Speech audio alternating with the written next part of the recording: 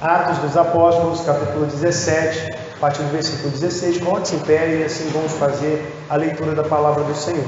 Atos, capítulo 17, a partir do 16, iremos até o versículo 21. Diz assim a palavra de Deus: E enquanto Paulo se esperava em Atenas, o seu espírito se comovia em si mesmo, vendo a cidade tão entregue à idolatria. De sorte que disputava na sinagoga com os judeus e religiosos, e todos os dias na praça com os que se apresentavam. E alguns dos filósofos epicureus e estoicos contendiam com ele, e uns diziam: que quer dizer este paroleiro? E outros: parece que é pregador de deuses estranhos, porque eles anunciava a Jesus e a ressurreição. E tomando, o levaram ao Areópago, dizendo: poderemos nós saber que nova doutrina é essa de que falas? Pois coisas estranhas nos trazes aos ouvidos. Queremos, pois, saber o que vem a ser isto. Pois todos os atenienses e estrangeiros residentes de nenhuma outra coisa se ocupavam, senão de dizer e ouvir alguma novidade. Amém. Vamos orar. Senhor, te glorificamos, te exaltamos, ó Deus, pelo privilégio que temos, ó Pai, de termos contato com a Tua Santa Palavra, pois compreendemos que ela é a Tua revelação, e essa revelação, ó Deus, vem ao encontro de nossos corações, pois o Senhor tem a intenção, Pai, de nos dirigir através dela, ó Deus, e por essa razão nós rogamos a Ti, Pai, que o Senhor nos abra os corações e mentes, ó Deus, de forma que realmente, Pai, compreendamos a Tua direção, compreendamos a Tua condução e assim, ó Deus, guiados pelo Espírito de Deus, venhamos a pôr em prática aquilo que o Senhor nos falar. Ó Deus, em nome de Jesus, é o que eu te peço e desde já te agradeço. Amém. Você pode se assentar. Irmãos, nós tendemos a fazer avaliações a partir de nós mesmos. Nós temos essa tendência, nós avaliamos aquilo que os outros praticam e sempre costumamos colocar a possibilidade de que nós estivéssemos fazendo a mesma coisa. E fazemos essa comparação: olha, se fosse eu não faria desse jeito. Nós temos essa tendência, enquanto seres humanos, nós olhamos para o outro e o avaliamos a partir de nós. Acho que eu não agiria dessa forma. Certa vez, num estudo a respeito da postura dos discípulos diante da pregação de Jesus, a fuga dos discípulos, por exemplo, quando Jesus é preso, houve alguém que falou assim: olha, se eu estivesse lá, eu não faria isso, eu não fugiria. Largar Jesus, negar Jesus, jamais, eu não faria isso. Então naquela ocasião eu mencionei, falei assim: eu faria. Mas o que é isso? Claro, se eu fosse um homem daquele tempo, nas mesmas circunstâncias que estavam aqueles homens, tendo uma compreensão errada a respeito do Messias, obviamente eu também abandonaria o Mestre, porque ia perceber uma incompatibilidade com aquilo que eu esperava que ele fizesse. Agora, se fosse o eu desse tempo, conhecendo já o fim da história, jamais eu o faria. Mas se eu fosse um homem daquele tempo, faria a mesma coisa. É importante, irmãos, que nós refletamos sobre isso, porque nós hoje vivemos circunstâncias históricas diferentes, mas o que deve ser ressaltado é que nós temos o conhecimento já completo daquilo que o Senhor quis nos revelar. Bom, pensando assim, eu quero convidar você a refletir sobre a partir, na verdade, dessa ótica, dessa tendência que temos de avaliar os outros a partir de nós mesmos. Quero convidar você a refletir sobre o que você faria se você estivesse no lugar de Paulo. O que você faria se você estivesse no lugar de Paulo? Como você diria agora, você com a mente de hoje, o que você faria no lugar de Paulo? Nós vamos pensar sobre isso nessa noite. O que você faria no lugar de Paulo? E a primeira coisa que quero destacar, irmãos, à luz do texto que lemos, é uma pergunta. No lugar de Paulo, você pregaria ou se calaria?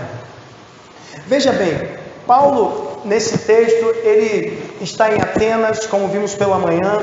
Ele foi levado até ali pelos irmãos de Bereia, que visavam protegê-lo da perseguição que se instalara ali, capitaneada pelos judeus de Tessalônica. Então Paulo, Atenas não fazia parte do roteiro missionário de Paulo, mas agora Paulo está em Atenas. E estando em Atenas, o texto diz que enquanto Paulo esperava Silas e Timóteo, o seu espírito se comovia em si mesmo. E a palavra traduzida ali como se comovia, dá a ideia de se indignar, de se revoltar.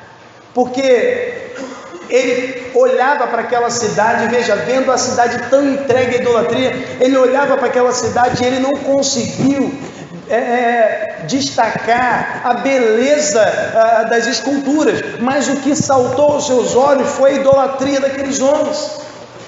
Irmãos, Atenas era uma cidade grande, era uma cidade buscada por aqueles que queriam estudar, uma cidade cheia de universitários, cheia de filósofos.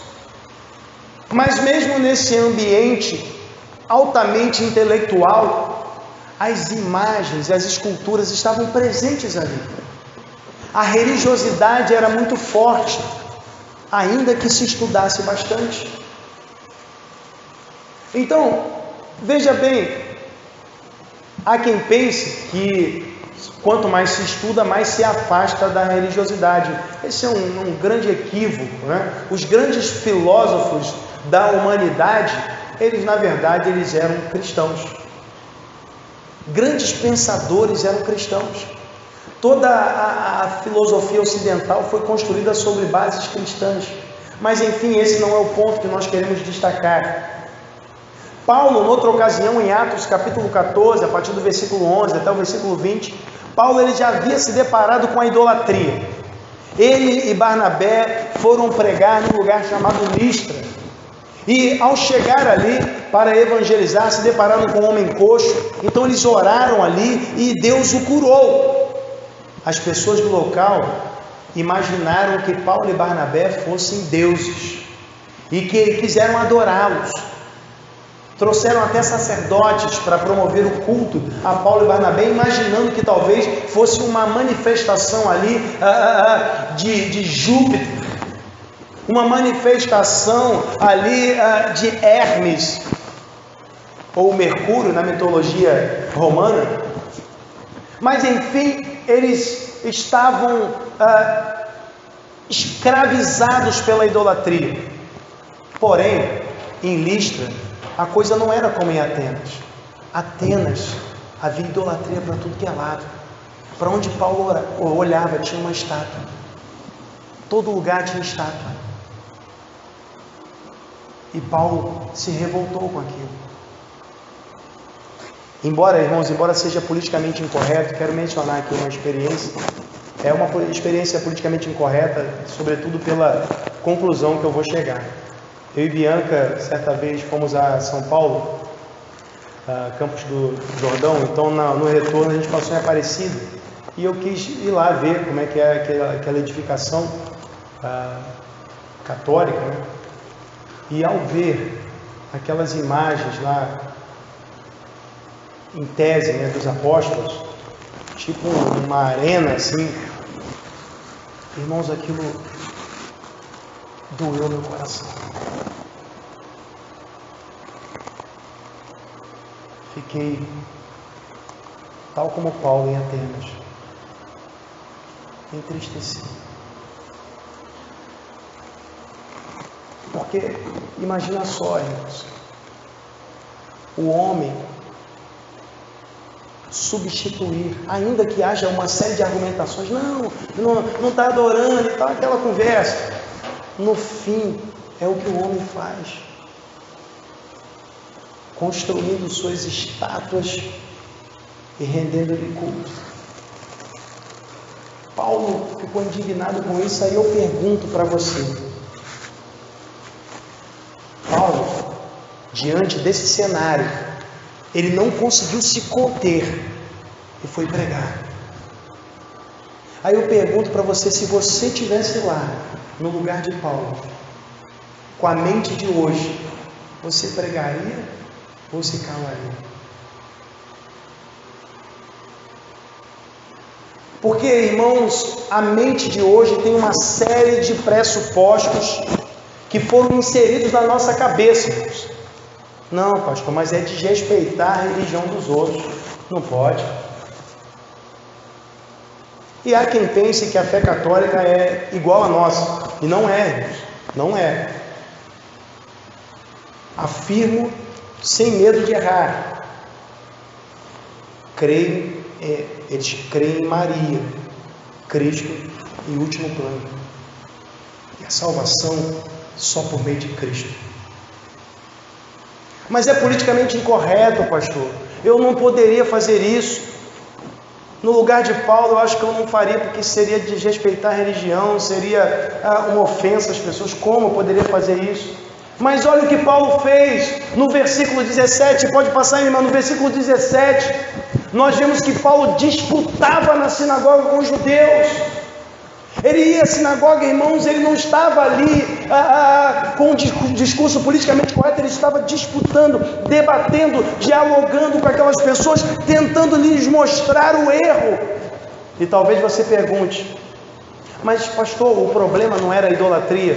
Por que ele foi lá nos judeus? Os judeus já tinham se livrado desse problema, né? Talvez houvesse uma outra idolatria, né? Uma idolatria da tradição, mas a idolatria de estátua, os judeus já tinham se livrado.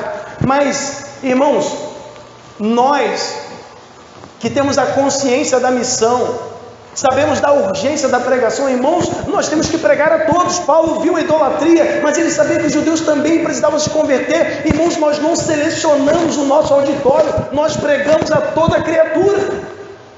Então Paulo, ele foi à sinagoga, mas também, além da sinagoga, o texto diz que todos os dias na praça, ele foi pregar aos que se apresentavam. Que praça era essa, irmãos? A praça da cidade, onde ficava o mercado público, onde as pessoas compravam suas mercadorias, faziam negócios, onde o tribunal da cidade se reunia, onde também a assembleia pública ali se reunia, e Paulo ia ali e encontrava as pessoas. Isso era comum naquele tempo. Inclusive, há vários séculos antes disso, o próprio Sócrates, o filósofo Sócrates, fazia isso em Atenas também. Ele abordava as pessoas. E agora Paulo, ele está ali na praça falando com quem quer que aparecesse, porque Paulo estava preocupado com a condição daquelas pessoas. Ele sabia que elas caminhavam para o inferno. No lugar de Paulo, o que você faria? Você pregaria, iria à praça pregar, ou você se calaria? Irmãos, é lamentável, porque às vezes, irmãos, diante dessa pergunta, é difícil dar uma resposta, porque muitos talvez não consigam expor o plano de salvação. Irmãos, se te convidasse para expor o Evangelho, vamos lá expor o Evangelho, você pregaria ou se calaria? Você saberia o que dizer? No lugar de Paulo, o que você faria?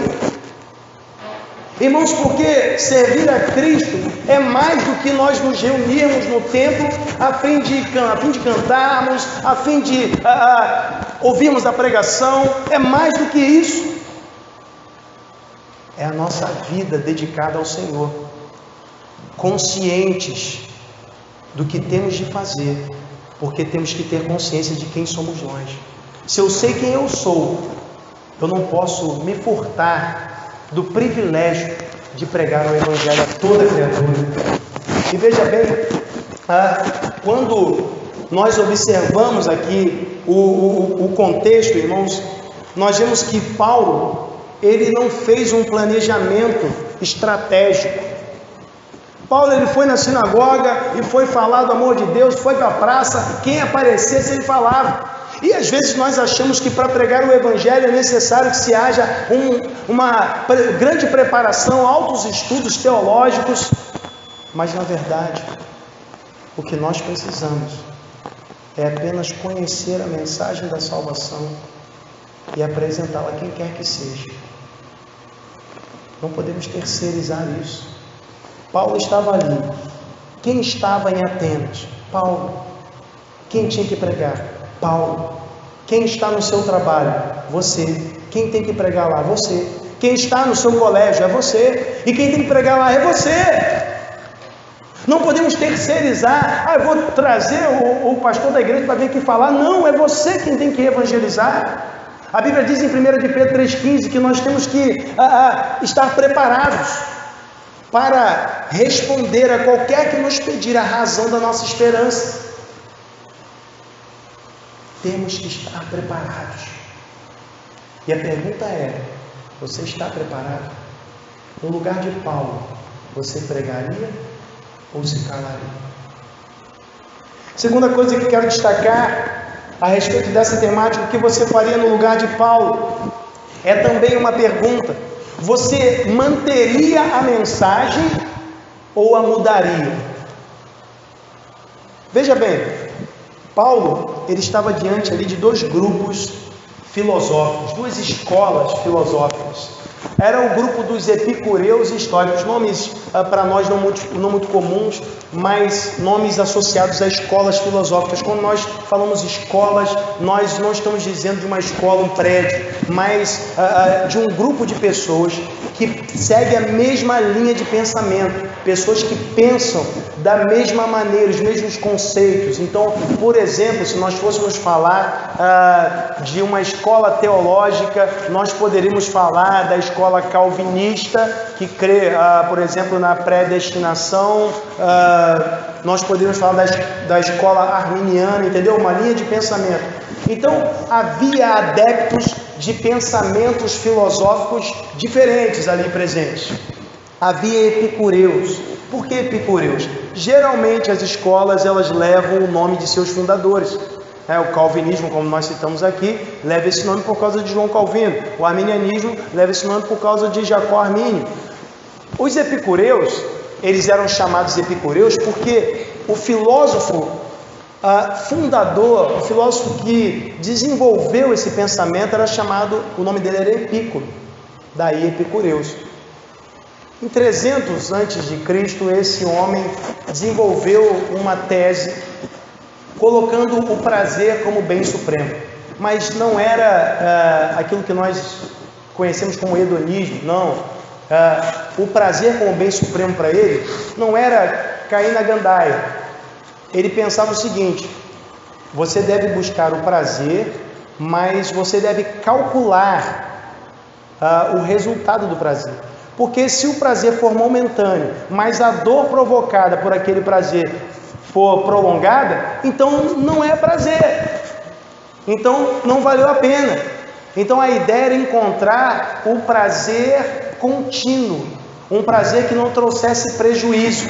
Essa era a ideia dele. Mas enfim, Epícuro, ele entendia que para encontrar esse prazer era necessário eliminar o medo da morte.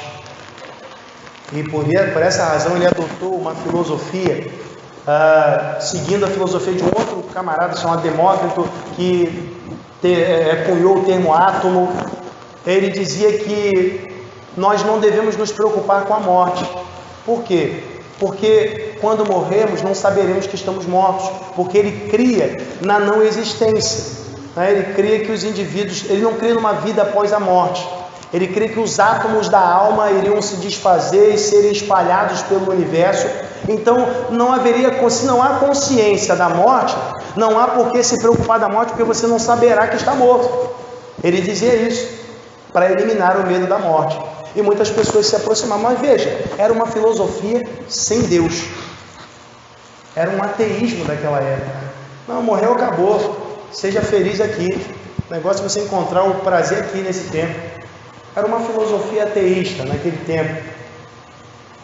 Mas do outro lado estavam os estoicos, que eles criam em algo posterior à morte, mas eles criam de uma forma meio esquisita, uma forma semelhante aos hinduístas. Eles criam que cada ser humano é dotado de uma fagulha da divindade, uma fagulha divina. E quando o indivíduo passa pela morte, essa fagulha ela se liberta do corpo. Então eles não acreditavam numa existência corporal e nem pessoal depois da morte, porque essa fagulha se misturava com Deus, de modo que Deus era tudo e tudo era Deus. Uma espécie de panteísmo. Está vendo como as crenças deles eram estranhas? E agora eles estão ouvindo Paulo. Veja bem, se fosse você diante de pessoas tão estudadas, pessoas defendendo pensamentos tão difíceis de compreender, o que você faria? Você adaptaria a mensagem ou você a manteria? Mudaria? Não, vou mudar a mensagem que esse pessoal não vai gostar. Estou vendo que eles não estão gostando já. Deixa eu falar aqui diferente, né? E eles não estavam gostando mesmo não. Veja, o texto diz que esses filósofos contendiam com Paulo. Uns diziam, o que quer dizer esse tagarela, né, paroleiro, o termo grego aqui usado, literalmente significa catador de semente, porque eles estavam chamando Paulo de plagiador, como se ele estivesse pegando um pouquinho de uma doutrina ali, um pouquinho de outra doutrina aqui, misturou tudo, ele estava ali apresentando um pensamento que ele dizia ser novo, mas que não era. Eles não estavam gostando do que Paulo estava apresentando, mas irmãos, o que nós queremos ressaltar aqui é que o texto diz que Paulo anunciava Jesus e a ressurreição. Anunciava Jesus e a ressurreição. Então, como nós falamos, Paulo não alterou a sua mensagem. Paulo não mudou o que estava pregando para se adaptar ao seu auditório. Na verdade, Paulo manteve firme a certeza de que o que ele pregava era verdade divina. Ele pregava Jesus e a ressurreição. Irmãos, diante dessa pergunta, né, você adaptaria a mensagem ou você a manteria? Acredito que a maioria vai afirmar que não, jamais podemos mudar a mensagem. Só que quando nós submetemos isso à prática, irmãos, a maioria prefere os pregadores que mudam a mensagem, para que ela se torne mais palatável, para que o auditório se agrade mais, que a mensagem seja mais legal. Poxa, esse negócio de pregar com seriedade, isso não é legal. Pô, pastor, dá um salto mortal aí, poxa, planta bananeira aí. Pô, tá chata a beça. Prega um negócio aí, sei lá, que eu vou receber a vitória que eu tanto preciso. Faz uma modificação que não tem sofrimento nesse mundo. Muda isso aí, pastor, nada de Cristo, nada, nem mencione inferno, não faça isso. Todos vamos para o céu. Não critique outras religiões, não faça isso. Pregue o que o povo quer ouvir. Mas o que o povo quer ouvir não é o que Deus nos mandou pregar. A pregação do Evangelho não pode ser moldada a partir dos ouvintes. A pregação do Evangelho, ela é definida pelo autor do Evangelho. Não são os ouvintes que vão definir. A mensagem é ofensiva, é dura. Pastor, como eu vou dizer para alguém que ele é um pecador miserável e que merece o inferno? Como eu posso dizer isso? Lendo a Bíblia. Lendo a Bíblia. Porque se nós apresentarmos outra mensagem, outro evangelho, a Bíblia diz que isso deve ser anátema.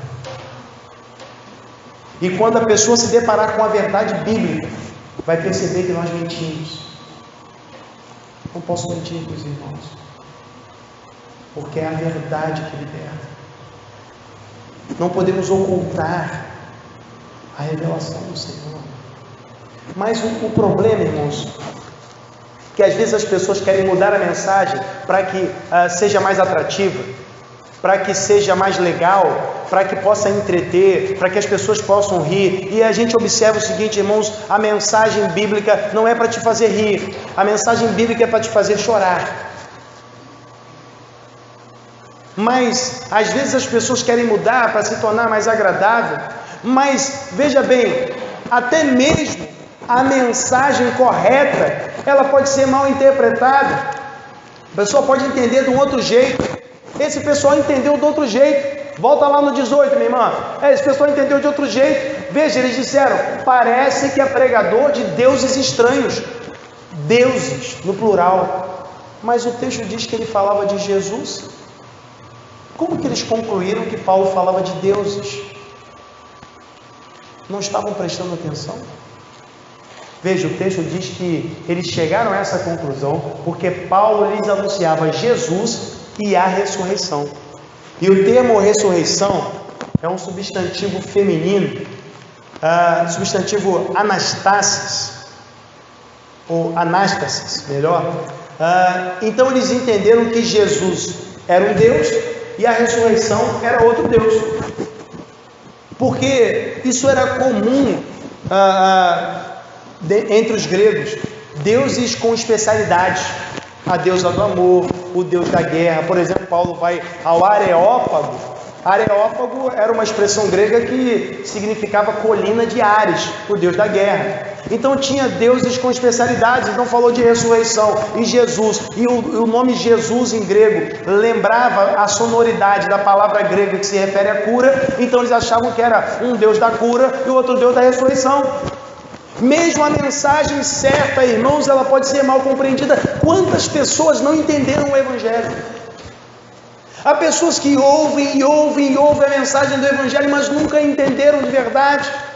Às vezes se associaram a uma igreja local, mas não compreenderam a mensagem do Evangelho tanto que nem conseguem apresentá-la a alguém, porque nunca entenderam. Estava conversando com Bianca a respeito da escola dominical e pensava que talvez muitos não saibam o que é justificação, o tema que nós tratávamos hoje na escola dominical. Muitos talvez não saibam o que é justificação, que é uma questão básica da fé. Irmãos, muitos não compreenderam o Evangelho e confundem o Evangelho como um meio para adquirir prosperidade, como um meio para se socializar, como um meio, talvez, para, às vezes, até conseguir emprego. Mas o Evangelho, irmãos, não nos foi dado com essas finalidades, porque todas essas coisas são temporárias, mas o Evangelho aponta para a realidade eterna. O que você faria no lugar de Paulo? Você manteria essa mensagem, mesmo que alguém talvez entendesse errado, ou que te perseguisse, ou você a adulteraria para se tornar mais agradável? Terceira coisa que quero destacar: o que você faria no lugar de Paulo? Você iria ao Areópago ou à praia? Que isso, pastor? Não tenho nada contra ir à praia. É porque na Grécia, até hoje, tem lindas praias, né? Então veja bem, Paulo ele foi convidado para ir ao Areópago.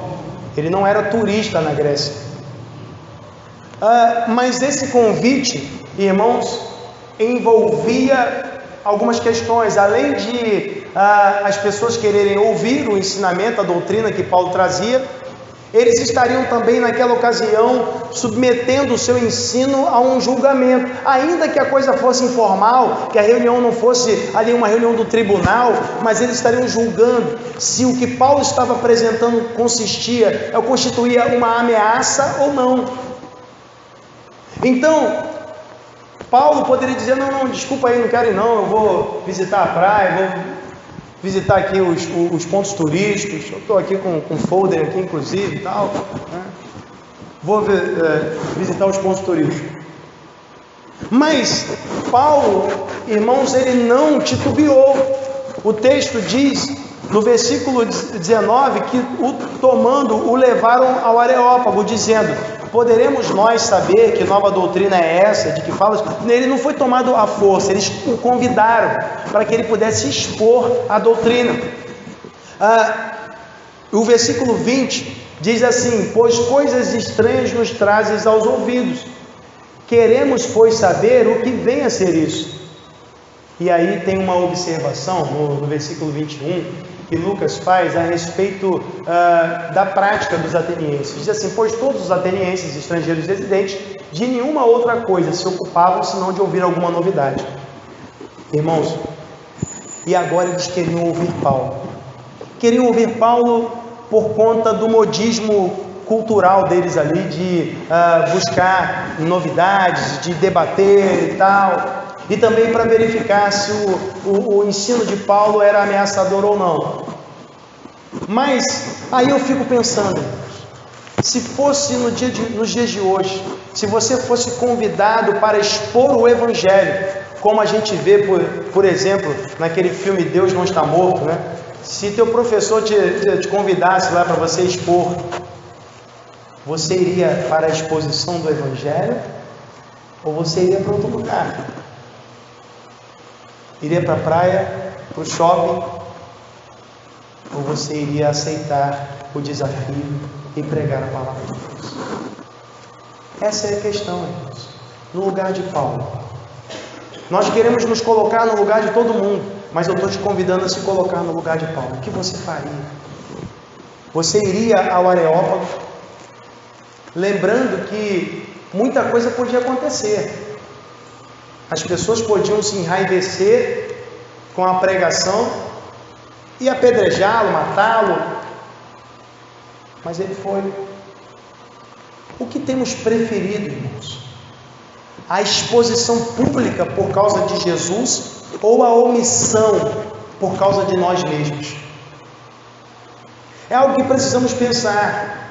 Paulo, ele aceitou o desafio e ele foi. Pastor, mas eles consideraram que era só mais uma novidade. Irmãos, Paulo foi levar a única novidade em toda a história. A única coisa nova em toda a história das religiões é a graça de Deus.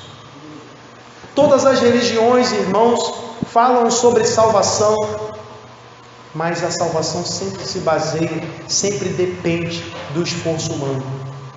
O homem precisa realizar uma série de ritos que vão lhe acrescentando salvação, graça, justificação, seja o nome que for, mas ele tem que participar de uma série de cerimoniais, ele tem que fazer e acontecer. O homem precisa ajudar os pobres, precisa fazer isso ou aquilo para ser salvo. Mas o Evangelho traz algo novo. Você não pode fazer nada para ser salvo. O que você merece por causa das suas obras é o inferno. As suas obras te garantem o inferno. Mas a Bíblia diz que Deus prova o seu amor para conosco em que Cristo morreu por nós, sendo nós ainda pecadores. A salvação é oferecida gratuitamente. Nós não merecemos, mas Deus nos oferece gratuitamente. Não precisamos fazer nada porque Ele já fez tudo. E veja bem, embora seja gratuita, não foi de graça. Cristo pagou o preço. Ele morreu no nosso lugar. Deus oferece de forma gratuita a toda a humanidade. Irmãos, não há religião no mundo que apresente isso. Então Paulo tinha nas suas mãos a única novidade em toda a história. E os atenienses agora teriam a oportunidade de ouvir essa novidade. Eles teriam a oportunidade de ouvir da graça de Deus, de receber a oferta da salvação. Mas eu fico pensando, irmãos, Paulo aqui, ele foi acusado de trazer uma coisa diferente, uma doutrina diferente. Veja, o versículo 19 diz: que nova doutrina é essa? Ele trazia algo novo, como falamos, de verdade, algo novo. Aí eu quero fazer uma pergunta. Essa acusação pode ser feita a você? Você pode ser acusado disso? De trazer essa novidade? Alguém poderia te acusar disso? De trazer o Evangelho? De pregar o Evangelho? Olha, esse camarada prega um negócio diferente. Ele fala que nós não precisamos fazer nada, mas que Deus salvou o homem pela graça. Você pode ser acusado disso. Irmãos, essa é a acusação que deve pesar sobre todo crente. Nós trazemos uma doutrina nova, porque o próprio Deus a revelou. Ela é nova, irmãos, porque ela é a nova aliança no sangue de Cristo, o Novo Testamento. Nós apresentamos, irmãos, o pacto da graça, que Deus agora, Ele estabelece com todo aquele que deposita a sua fé em Jesus Cristo. Não estamos falando de um pacto das obras, mas um pacto da graça. É isso que nós apresentamos, a única novidade em toda a história. Então eu pergunto, o que você faria? Você iria expor o Evangelho ou você iria se omitir? O que você faria no lugar de Paulo? Aceitaria o convite ou recuaria? Cristo já nos dá a resposta acerca do que devemos fazer. Não devemos recuar, temos de avançar, porque Cristo mandou. Temos que ir e pregar o Evangelho a toda criatura. Não vamos selecionar o nosso público. Paulo pregava aos judeus, pregava aos gentios. Onde ele via incredulidade, irmãos, ele pregava. A incredulidade ao nosso redor tem que nos incomodar. Se há pessoas caminhando para o inferno à nossa volta e nós não fazemos nada, se isso não nos incomoda, irmãos, então tem algo errado. Temos que pregar o Evangelho. Não podemos transferir a responsabilidade. Paulo não disse, olha, não, eu vou esperar Silas e Timóteo chegarem para eles poderem fazer isso aí. Não, ele assumiu a responsabilidade consciente da sua missão. E é o que nós temos de pensar. No lugar de Paulo, o que você faria? Você pregaria ou se calaria? Você manteria a mensagem, ainda que percebesse que ela ofende o ouvinte? Ou você a adaptaria para que ela fosse mais agradável? Você iria ao Areópago ou iria aos pontos turísticos da Grécia? Você se exporia por causa do Evangelho ou você se omitiria por causa do seu ego? É o que precisamos pensar. No lugar de Paulo, o que você faria? Irmãos, temos que escolher obedecer a Cristo, sempre. E Cristo nos mandou pregar. Vamos orar. Senhor, nós te damos graças, te glorificamos, ó Pai, porque nos reconhecemos como privilegiados, pois fazemos parte do teu povo, ó Deus. Sabemos que nada fizemos para isto, ó Pai, mas a tua graça nos alcançou e agora, como novas criaturas, ó Deus, temos a alegria de te servir, a alegria de pregar o teu Evangelho. Então, ó Pai, estivéssemos nós na Atenas do primeiro século ou no tempo em que estamos, ó Deus, ó Pai, temos de pregar o Evangelho em todo o tempo. Então, rogamos ao Senhor, dá-nos coragem e ousadia para que o façamos. Ó Deus, que cada um, Pai, se mantenha fiel à mensagem que o Senhor revelou e que anunciando, ó Deus, o teu nome seja glorificado através de nós. Ó Deus, é o que nós pedimos e desde já te agradecemos em nome de Jesus. Amém.